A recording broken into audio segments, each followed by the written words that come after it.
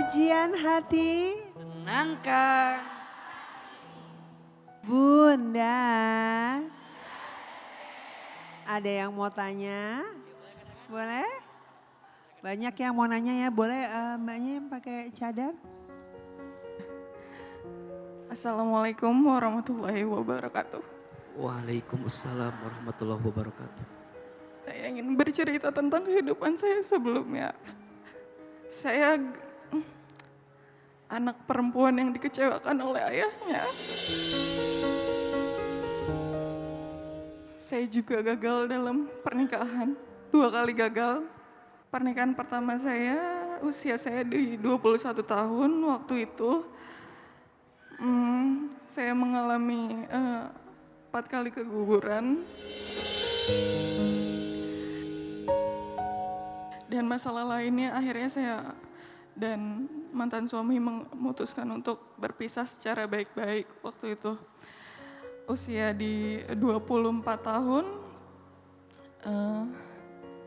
saya bertemu dengan laki-laki beranak satu, duda beranak satu. Saya luluh dan meyakinkan diri saya untuk menikah lagi saat itu karena saya melihat dia sangat sayang sama anaknya. Makanya saya luluh, akhirnya saya menikah dengan dia. Lalu saya tinggal sama mertua saya, waktu itu rumah saya di Depok, saya pindah ke Tambun waktu itu. Ternyata semua kebutuhan dia dan saya jadi beban sepenuhnya oleh mertua saya gitu. Makanya saya merasa dengan tinggalnya saya di situ saya hanya menambah beban beliau, beban mertua saya walaupun mereka sangat baik. Aku coba cari cara buat kerja gitu. Dan di saat itu suami saya juga nggak kerja gitu. Dan bukannya cari kerjaan, dia malah pergi nongkrong setiap malam, setiap hari. Keadaan saya hamil, setiap malam saya sendiri. Dimana setiap perempuan hamil pasti pengen dimanja ya. Pengen dimanja, pengen diperhatiin, tapi saya nggak pernah dapat perhatian itu sama sekali. Saya nggak pernah dapat nafkah lahir dan batin.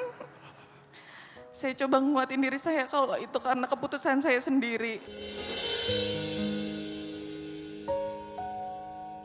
Tapi selama itu bukannya dia memperbaiki diri, ada suatu malam waktu itu dia nggak punya HP, saya kasih HP saya buat dia pakai.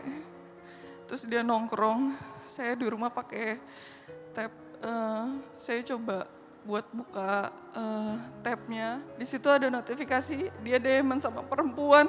Saat itu saya lagi hamil besar.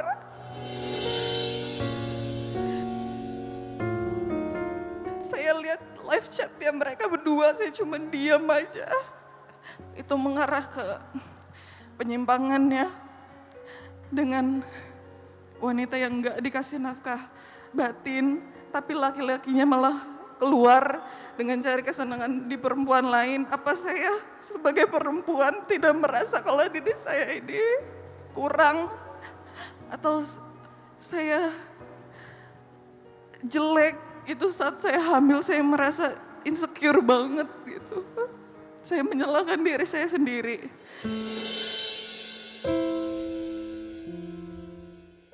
Karena waktu itu udah mau melahirkan, saya pulang akhirnya ke rumah orang tua saya.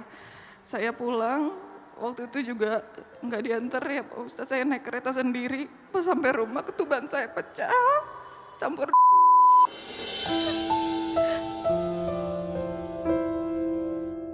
Akhirnya saya dibawa ke rumah sakit. Pas saat itu saya langsung disuruh sesar ya. Pas disuruh sesar, saya infoin keluarganya, suami saya juga. Setelah ditemenin di situ, bukannya saya dikuatin, tapi saya malah disalahin karena itu perbuatan saya, makanya jadi lahiran sesar gitu ya.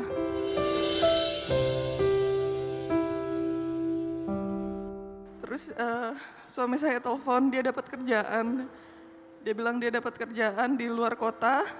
Akhirnya saya turunin ego saya balik lagi ke sana. saya balik di sana dan pas saya sampai di sana sorenya tuh dia harus langsung berangkat, Pak Ustadz. Dia langsung berangkat sorenya, padahal hari siang itu saya baru sampai.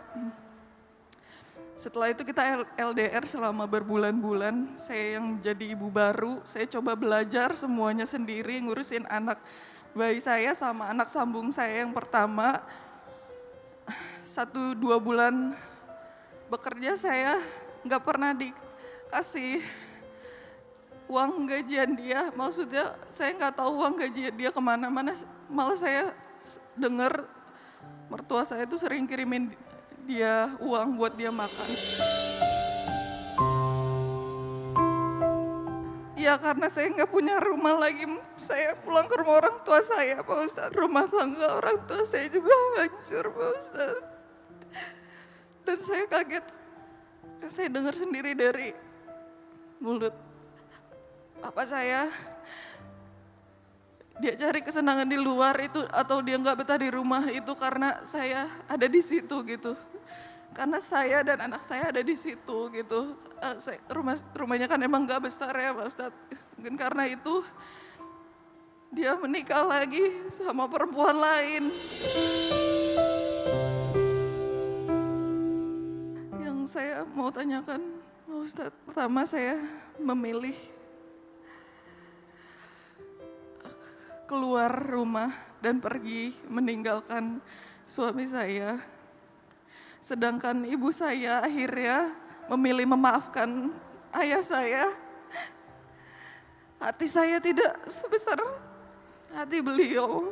Apakah saya salah gitu memutuskan untuk pergi. Yang kedua, Pak Ustadz, karena pernikahan ini pernikahan siri ya Pak Ustadz.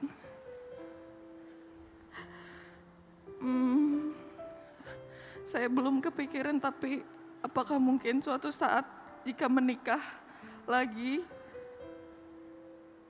apa pandangan dalam agama, apakah itu sah? Bunda,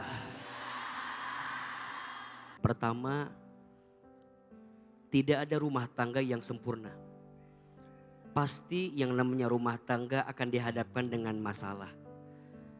Rumah tangga sakinah bukan yang tidak ada masalah, tapi rumah tangga sakinah yang bisa mengambil hikmah di balik masalah.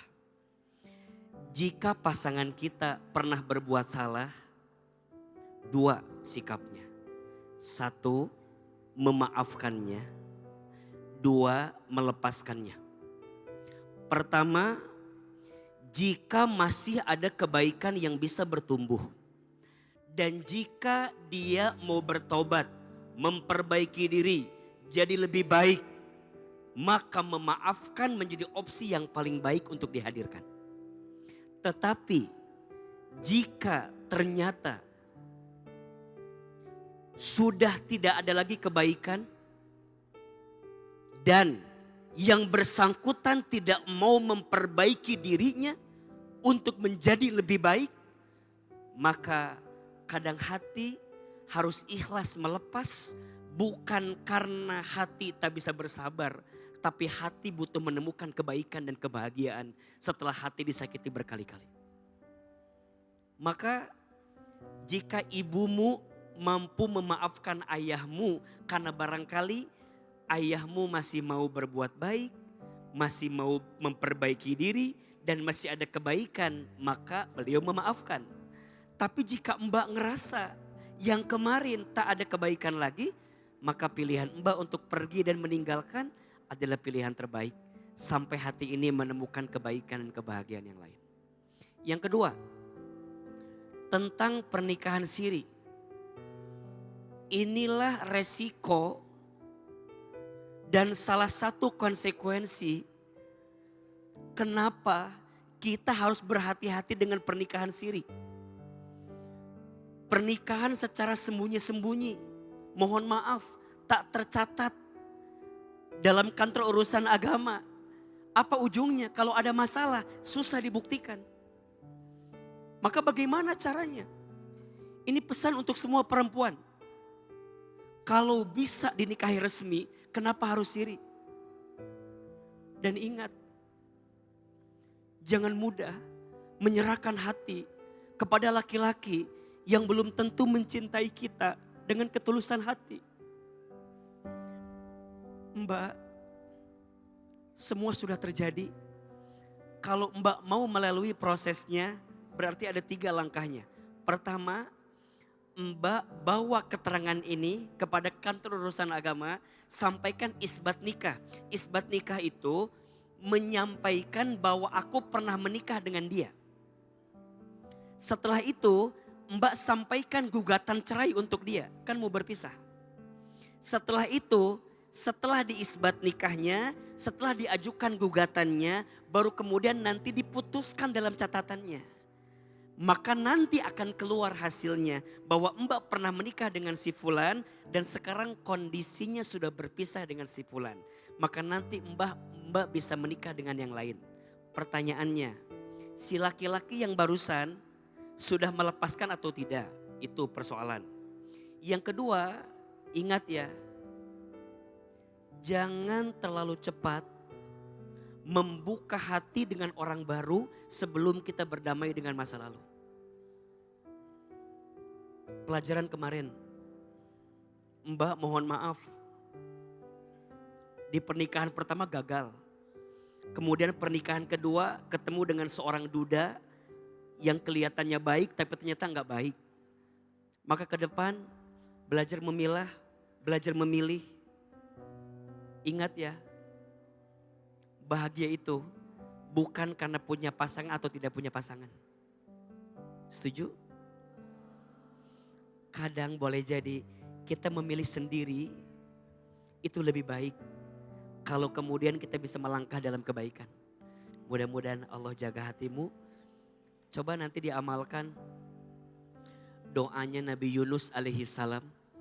Untuk siapapun yang lagi terpuruk, yang lagi ngerasa gelap dalam hidup.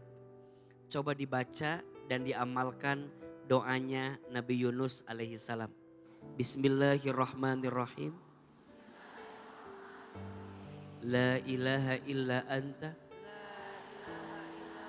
Subhanaka. Inni kuntu minadz zalimin. Amin.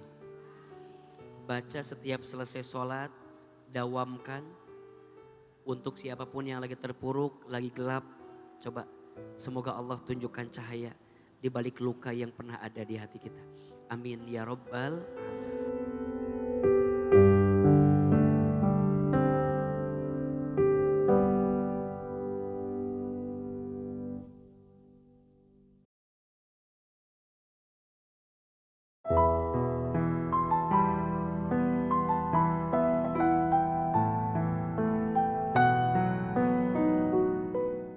Jadilah wanita yang tenang. Jadilah wanita yang hadirnya memberikan kesejukan dan kelembutan. Belajar menata hati dengan semua yang terjadi. Belajar menata kata dengan setiap cerita yang pernah ada. Perempuan harus sibuk dengan ilmu agar tak disibukkan dengan perasaan-perasaannya. Ya Allah, ampuni dosa-dosa kami. Ya Allah, maafkan kesalahan kami. Ya Allah, berkahilah sisa umur kami. Ya Allah, bimbinglah hari-hari kami dalam kebaikan. Dekatkan kami dengan yang baik-baik. Jauhkan kami dari yang buruk-buruk. Ya Allah, jika ada yang sedang gelisah, tenangkan hatinya. Jika ada yang sedang punya masalah, tenangkan perasaannya. Jika ada yang sedang sulit, mudahkan urusannya. Jika ada yang sedang bimbang, tetapkan jiwanya. Jika ada yang punya hajat, mudahkan segerakan hajatnya. Ya Allah, bahagiakan kami di dunia, bahagiakan kami di akhirat. Masukkan kami ke dalam surgamu, jauhkan kami semua dari siksa api nerakamu. Rabbana atina fid dunya hasanah wa fil akhirati hasanah wa qina azabannar. Amin ya rabbal alamin.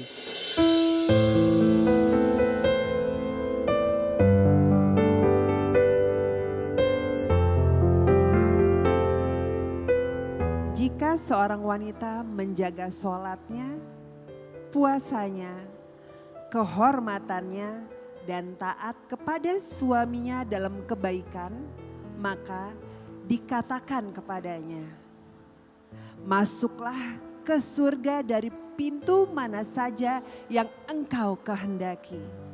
Hadis riwayat Ahmad. Masya Allah, tabarak Allah, tidak terasa kita sudah ada di penghujung acara. Terima kasih Ustadz buat hari ini, terima kasih untuk para bintang tamu untuk hari ini. Terima kasih untuk para jamaah yang ada di sini, bunda-bunda semuanya dan pemirsa yang ada di rumah. Akhir kata Ustadz Hilman Fauzi dan saya Fairuz Arafik mohon undur diri. Sampai jumpa di kajian hati selanjutnya. Kajian hati. Wassalamualaikum warahmatullahi wabarakatuh. Waalaikumsalam.